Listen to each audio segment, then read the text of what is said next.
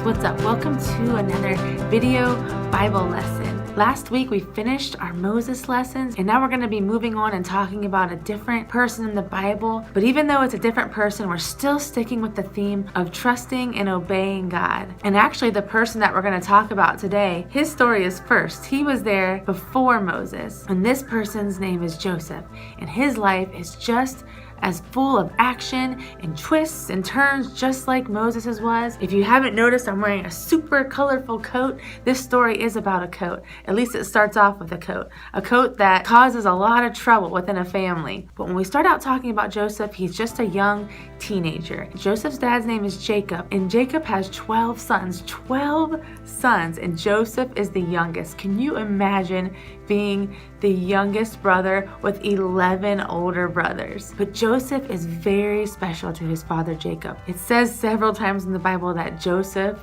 is actually Jacob's favorite son. And Joseph's older brothers are well aware that their father Jacob likes Joseph the best. And how do you think that makes them feel? Do you think that they're happy for Joseph? Of course not. They're very jealous. Pretty much every bad thing that happens, at least in the beginning of Joseph's life, is because of his brother's jealousy. And one day, Joseph's older brothers are all out in the field taking care of their father's sheep, and the father asks Joseph to go check up on them. And when Joseph comes back, he actually does something that is not allowed within siblings, right? Joseph tells on his older brothers. They were kind of misbehaving out in the field, and Joseph comes to his father and he tells them, and of course the brothers get in trouble, and who are they mad at? They are mad at Joseph, right? And this just makes the jealousy of the older brothers even worse because they know that Joseph is their dad's favorite. And then to make things even worse, one day Jacob presents Joseph with a beautiful coat, a coat of many colors. He had it made just for him, and it's very special, and it was probably really expensive to make maybe, but either way, it just makes them even more jealous. They don't say, "Oh, Joseph, we love your coat. We're so happy for you." Of course not. They are jealous. This is just one more thing that proves that Joseph is their father's favorite. And if that wasn't bad enough, while he's in the field with his brothers, wearing his brand new cool coat that his dad just got him, that his dad just got only for him, Joseph starts telling his brothers about a dream he had.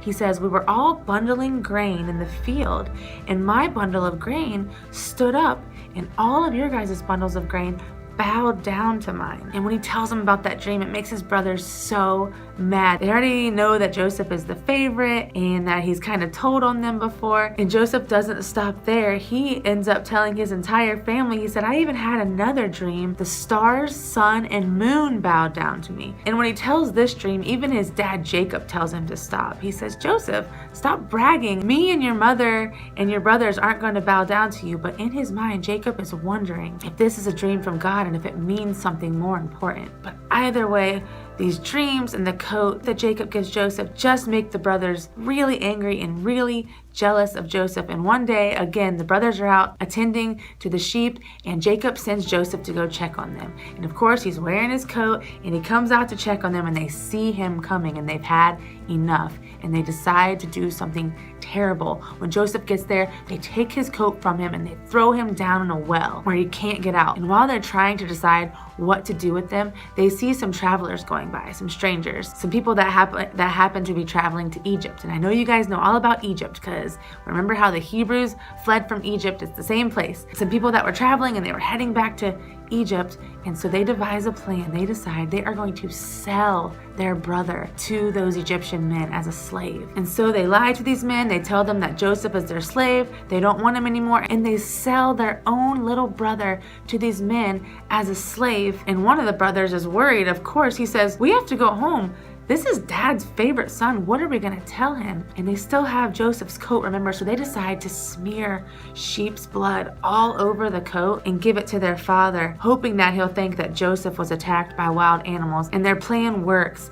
They hand Joseph's new coat that his father just got him. They hand it to his dad, Jacob, and Jacob sees it and immediately assumes that Joseph was killed by wild animals, and he is just absolutely heartbroken. But in the meantime, Joseph is at an auction being sold as a slave to Egypt, and he's actually sold to a captain, the captain of Pharaoh's army, and his name is Potiphar. And next week we will find out what happens to Joseph as he is a slave for Potiphar and he is in Egypt now, away from his family. And the story of Joseph is such a good story about trusting and obeying God, because right now it seems very hopeless for Joseph, doesn't it? His brothers threw him in a well, took his coat away, lied about who he was, and sold him as a slave, and now he's in a completely different country. It doesn't seem like this would be God's plan, but we're going to find out that God does have a big plan for Joseph, and we will find out what happens to him next week. And I'm so excited to keep doing these Bible stories on trusting and obeying God. I'm so glad